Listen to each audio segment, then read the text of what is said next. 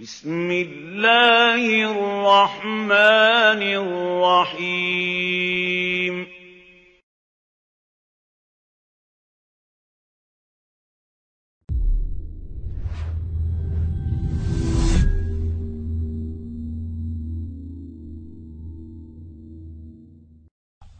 نہروان کی لڑائی کے بعد سیدنا علی کا ارادہ شام پر حملہ کرنے کا تھا۔ انہوں نے جنگ کی تیاریاں شروع کر دی تھیں، لیکن دوسری طرف خارجیوں نے سازش تیار کی کہ علی، معاویہ اور عمرو بن عاص تینوں کو قتل کر دیا جائے۔ ان کے خیال میں امن اسی صورت میں قائم ہو سکتا تھا۔ چنانچہ اس کام کے لیے 3 آدمی مقرر ہوئے۔ عبد الرحمن بن ملجم نے علی کو، برق بن عبداللہ نے امیر معاویہ کو اور عمرو بن بکر نے عمرو بن عاص کو شہید کرنے کا ذمہ لیا۔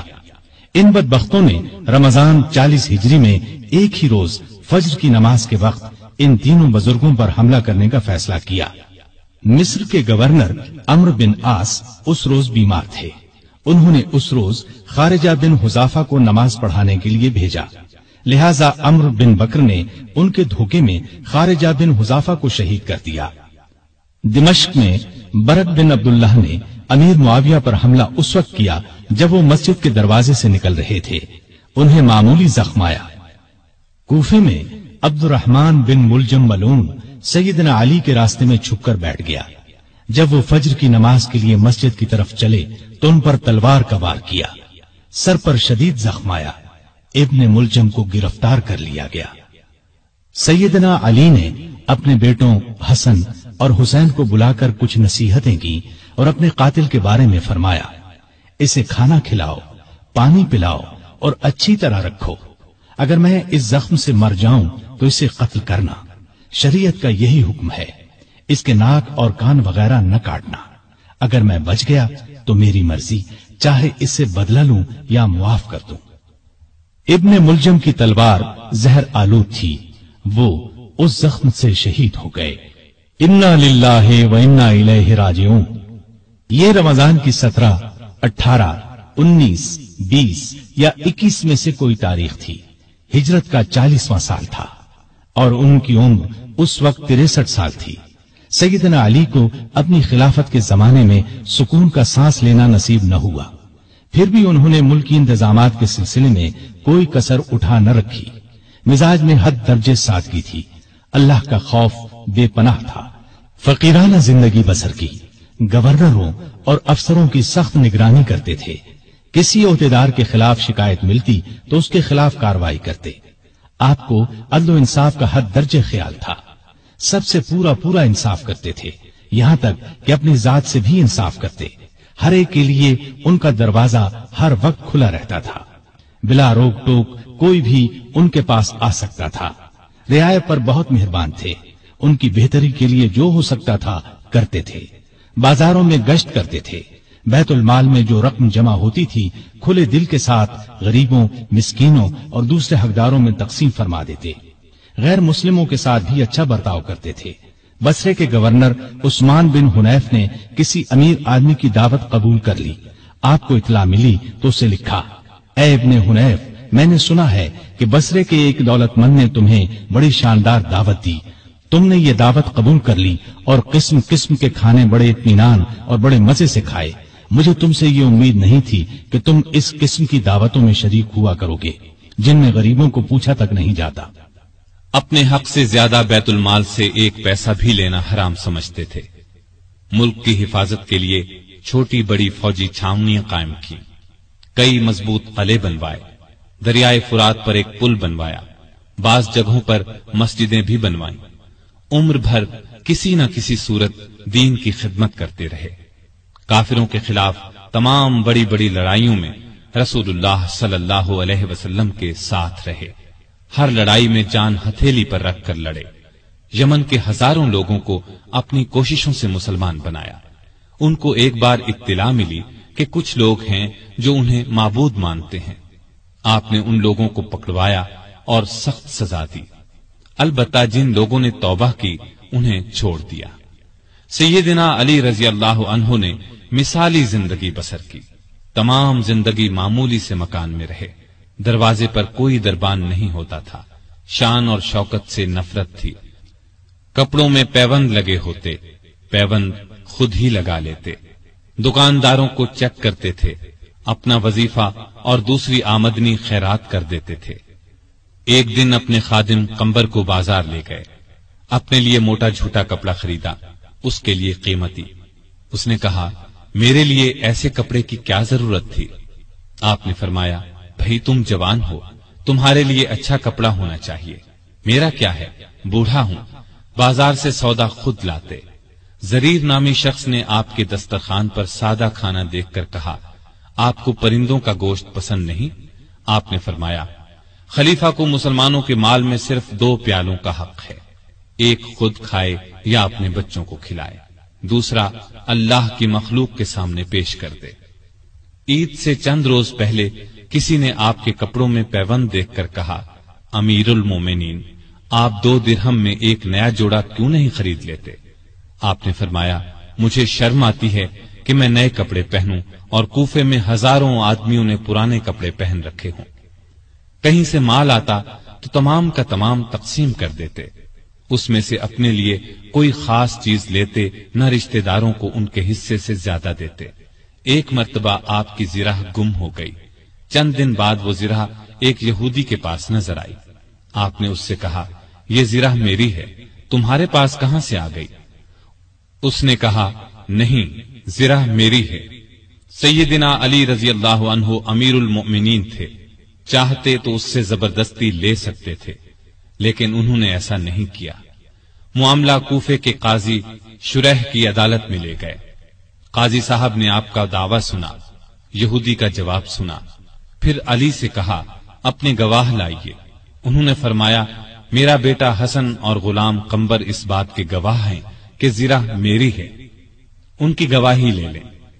قاضی صاحب نے کہا، بیٹے کی باپ کے حق میں اور غلام کی آقا کے حق میں گواہی قبول نہیں کی جا سکتی۔ اس پر سیدنا علی نے فرمایا، عجیب بات ہے، آپ حسن کی گواہی قبول نہیں کرتے، کیا آپ کو معلوم نہیں ہے کہ رسول اللہ صلی اللہ علیہ وسلم نے حسن اور حسین کو جنت کے جوانوں کے سردار فرمایا ہے؟ قاضی صاحب نے کہا، مجھے یہ بات معلوم ہے، لیکن میں حسن کی گواہی نہیں لوں گا۔ اگر کسی کے رتبے کو دیکھ کر فیصلہ دینا ہوتا تو آپ کا یہ فرمانا ہی کافی تھا کہ زرہ میری ہے۔ یہ سن کر علی نے خوش ہو کر فرمایا، مجھے آپ کا فیصلہ منظور ہے، یہ زرہ یہودی کے پاس ہی رہے گی۔ ان کی بات سن کر یہودی پکار اٹھا۔ قاضی صاحب نے جو فیصلہ دیا اور علی نے جس طرح اس فیصلے کو مانا، اس سے مجھے یقین ہو گیا کہ آپ کا دین سچا ہے، یہ زرہ واقعی علی رضی اللہ عنہ کی ہے۔ اس کے ساتھ ہی وہ کلمہ پڑھ کر مسلمان ہو گیا۔ آپ درمیانے قد کے دوہرے بدن کے تھے، چہرہ بہت خوبصورت اور باروب رونق والا تھا۔ خیبر کی لڑائی کے موقع پر رسول اللہ صلی اللہ علیہ وسلم نے آپ کو دعا دی تھی، اے اللہ، علی سے گرمی سردی کا اثر دور کر دے۔ اس دعا کا یہ اثر تھا کہ آپ ہر موسم میں ہر طرح کا کپڑا پہن لیتے تھے۔ ضرورت کے وقت آپ محنت مزدوری کر لیتے تھے۔ آپ علم کا سمندر تھے۔ آپ کی علمی باتیں بہت مشہور اور حیرت انگیز ہیں۔ ایک عورت سیدنا علی رضی اللہ عنہ کی خدمت میں حاضر ہوئی۔ اس نے شکایت کی کہ میرا بھائی 600 دینار چھوڑ کر فوت ہوا ہے۔ جب یہ رقم وارثوں میں تقسیم کی گئی تو مجھے صرف 1 دینار دیا گیا کہ تمہارے حصے میں 1 ہی دینار آتا ہے۔ آپ رضی اللہ عنہ نے اس کی شکایت پر غور کیا، پھر بولے، شاید تمہارے بھائی نے 1 بیوی، 2 لڑکیاں، 1 ماں، 1 بہن اور 12 بیٹے چھوڑے ہیں۔ عورت نے حیران ہو کر کہا، آپ کا اندازہ بالکل درست ہے۔ اس پر سیدنا علی رضی اللہ عنہ نے فرمایا، تب تمہارے حصے میں 1 ہی دینار آتا ہے۔ سیدنا علی دن رات کا زیادہ حصہ اللہ کی عبادت میں گزارتے تھے۔ نماز پڑھتے تو اللہ کی ذات کے سوا کسی چیز کا ہوش نہ رہتا۔ صدیق اکبر، فاروق اعظم اور عثمان ذو النورین رضی اللہ عنہم اپنے دور خلافت میں سیدنا علی سے خاص معاملات میں مشورہ کرتے تھے۔ شجاعت سیدنا علی کا خاص وصف تھا۔ اتنے بہادر اور نڈر تھے کہ طاقتور سے طاقتور دشمن کی پرواہ نہیں کرتے تھے۔ تبوک کے علاوہ قریب قریب ہر لڑائی میں وہ شریک رہے. انہیں اللہ کا شیر لقب ملا. نہتے پر وار نہیں کرتے تھے. ایک لڑائی میں اپنے دشمن کو گرا لیا. اسے قتل کرنے لگے تو اس نے ان کے منہ پر تھوک دیا. وہ فوراً اس کے سینے سے اتر آئے. اس کی جان بخش دی.